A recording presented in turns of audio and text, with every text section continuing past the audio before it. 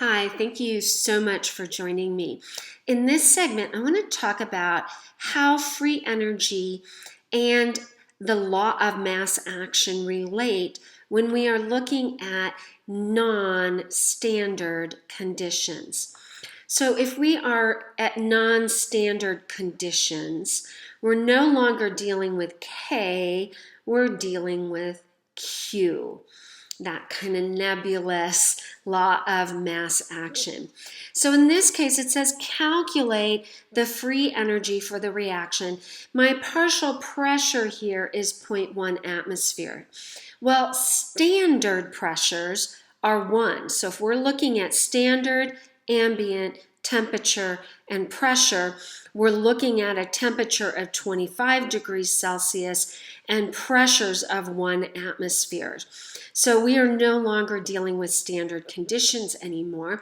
And the formula that we'll use is, and I like to say it this way, we're looking at a shift from what is standard. We need to shift or adjust that to account for my non-standard state. And that's what this portion does. It adds kind of an adjustment factor to take into consideration that we're at a non-standard state. So we have two components that we need to deal with here. First off, the problem does not give us our delta G naught. And so we're going to get delta G naught from our free energy of formation, since those are readily available in a book. So then that's 98.29. Okay, for my delta G naughts of formation. Now, if you're wondering how I knew to do that, if it was an AP question, those values, or an IB question, those values would be given to you. IB gives you a nice data booklet to look at. If you're looking at a textbook problem, these textbook problems assume you know to look for tables in the chapter or in the appendix.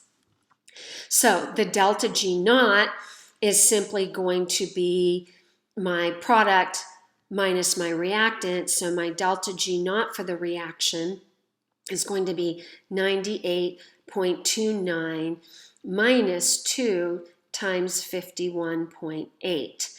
And that's how you would do your delta G naught for your equation. And if I did my math right, in terms of joules, that comes out to minus 5.31. Remember, we have to deal with joules when we're dealing with R. R is in joules, so the delta G's have to be in joules. Okay, so that takes care of the delta G naught component of that equation. Now we have to take care of the Q. So Q is going to equal the partial pressure of N2O4 over the partial pressure of NO2 squared. Okay, so let's tie that together. Delta G is going to equal the delta G naught minus 5.31 times 10 to the third. You can think of that as plus this correction factor for non-standard conditions.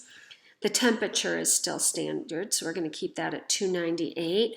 And then we have ln of 1, because it gave us the partial pressure of N2O4 as 1, over 0.1 squared for that. And so our delta G at these non-standard conditions would be 6.10 times 10 to the third, joules per mole of reaction. Please always double check my algebra on that. Also, for your own sake, make sure you plug in these numbers to make sure you're plugging those numbers in properly. Okay, it was a short video, but hopefully you get the concept in this sense, and you can plug these in and be able to understand non-standard free energy states.